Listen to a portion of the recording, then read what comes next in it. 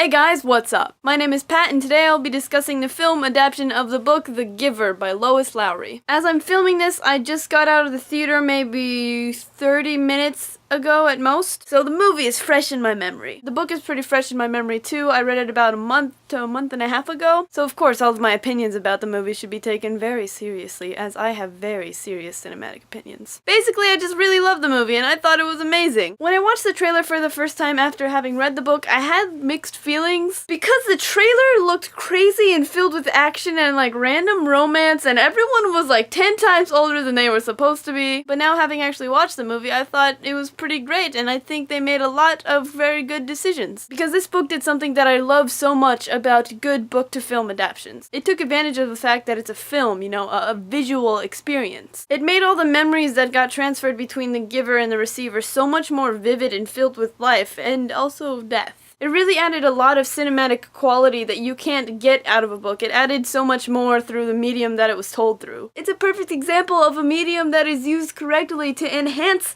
a book. It made the book like come to life in so many different ways. When a film enhances the plot through the medium that it is told through visually, it's like, it's the greatest feeling. So yeah, I really appreciated that. Thank you, movie crew, director, cinematographer, people. I know things. Now in the book, Jonas and his two friends are 12 years old, and in the movie they're like 18. And I guess that makes sense and it appeals to a larger audience, so I get why they did that. I've never seen or heard about this guy Brenton Thwaites before, but I thought he did a fantastic job at portraying Jonas, even though he's like 6 years older than he's supposed to be. Good job, Brenton. I thought your acting abilities were superb, and I appreciate that. I also think that you have a very beautiful face, and you were nice to look at, so I appreciate that too. I'm glad that the film included a narration from the main character without it sounding like an audiobook. You see that in some films today, and that just doesn't really work. Like, if you want to hear the audiobook, go listen to the audiobook.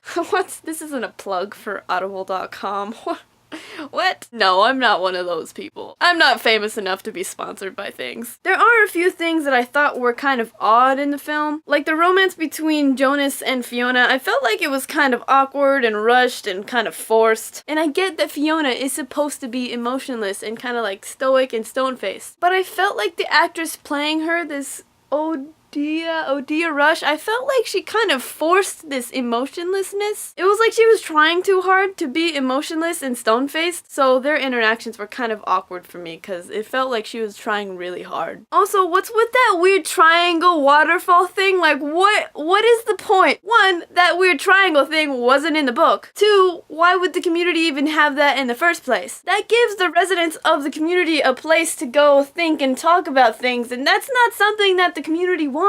And why would you jump through the waterfall to get in there? Like, what's the point? Why are you getting drenched just to go talk to your friends? I don't see what you gain. I don't see what anyone gains from that experience. Whatever, you want to have weird triangular waterfall bush things, you go right ahead. The other scene that felt kind of odd to me was the scene where the elders were behind that piece of glass watching Fiona's release. The chief elder was going through this whole rant about why you can't have emotions and why you have to sacrifice all these things for stability. The problem with her whole rant was the fact that she's not supposed to understand such vast and complex concepts such as love and war. She's not supposed to understand that, at least not on the level that she seemed to in the movie. The giver and the receiver are the only two people who are supposed to know, like, the weight of the sacrifice that they're making by releasing these people. And I just felt like Meryl Streep's character just had too well of an understanding of these vast, complex concepts, and I don't think, like, the elders weren't supposed to know that stuff. But, like, she ranted about it like she was some sort of professor, and I was like, I know you're the chief elder and everything, but, like, this isn't your job.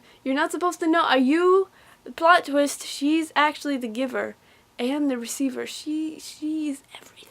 I was also a little bit disappointed with the ending. When he went through the barrier, I thought it was really cool how they showed all the memories of, like, happiness and life happening, but they only showed a few memories of destruction. I think there was, like, a tornado happening. I felt like they could have had a balance of destructive and happy memories, but, I mean, it's a movie. It's supposed to be all happy and joyous at the end, so, you know, whatever. I didn't like how the last shot was him walking up to the house, being a creeper, and just kind of standing out there. One, you should get the baby to a warm place because I don't understand how it doesn't, how either of them don't have hypothermia yet. I thought it was gonna end with like him in the house being with the people and him and Gabe smiling, you know, being all happy. But instead we have that weird shot of where he's like facing the house and he's just standing there and he's giving some weird narration and it's all dramatic, but I'm like, why don't you go into the house? Why don't you get warmth and be with the family? Isn't that what you wanted this whole time? I don't know. Come to think of it, the story and the movie and the book, they remind me a lot